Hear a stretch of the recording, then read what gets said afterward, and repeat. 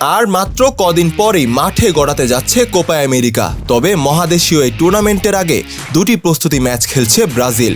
প্রীতি match হলেও কোপার ভালো প্রস্তুতির জন্য কোনোভাবেই কম গুরুত্বপূর্ণ না ম্যাচ দুটি। রোববার টেক্সাসের কাইল ফিল্ড স্টেডিয়ামে ফিফা আন্তর্জাতিক প্রীতি ম্যাচে বিস্ময় বালক এনরিকের শেষ মুহূর্তের গোলে মেক্সিকোকে ৩-২ গোলে হারিয়ে সে প্রস্তুতিটা শুরু করলো ব্রাজিল। ব্রাজিলের হয়ে অন্য গোল দুটি করেন আন্দ্রেয়াস পেরেইরা ও Gabriel Martinelli. Walton air conditioner exchange অফারে স্প্লিট এসিতে 23,000 টাকা পর্যন্ত নিশ্চিত ছাড়। ভিনিসিউস, রদ্রিগো, রাফিনিয়ার মতো প্রথম পছন্দের বেশ কয়েকজন খেলোয়াড় ছিলেন না শুরুর একাদশে।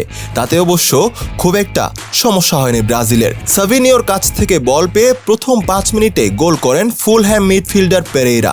প্রথমার্ধে লক্ষ্যে এই একটি শটই রাখতে পারে ব্রাজিল। 54তম মিনিটে ব্যবধান দ্বিগুণ করেন আর্সেনাল ফরওয়ার্ড মার্তিনেলি। মেক্সিকো অবশ্য 2 গোলে পিছিয়ে পড়লেও হাল ছাড়েনি।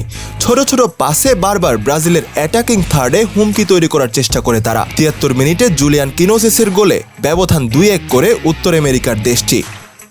এরপর ব্রাজিল সমর্থকদের স্তব্ধ করে যোগ করা সময়ের 2 মিনিটে সমতায় ফেরে মেক্সিকো। গোল করেন মার্তিনেস আয়ালা।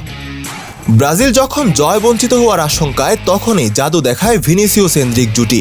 ভিনিসিউস জুনিয়রের অসাধারণ এক ক্রস থেকে হেডে লক্ষ্য ভেদ করেন এনরিক। এই গোলই ব্রাজিলকে এনে দিয়েছে দারুণ এক জয়। আগামী 13 জুন কোপা আমেরিকার প্রস্তুতিতে ব্রাজিল দ্বিতীয় প্রীতি ম্যাচটি খেলবে যুক্তরাষ্ট্রের বিপক্ষে।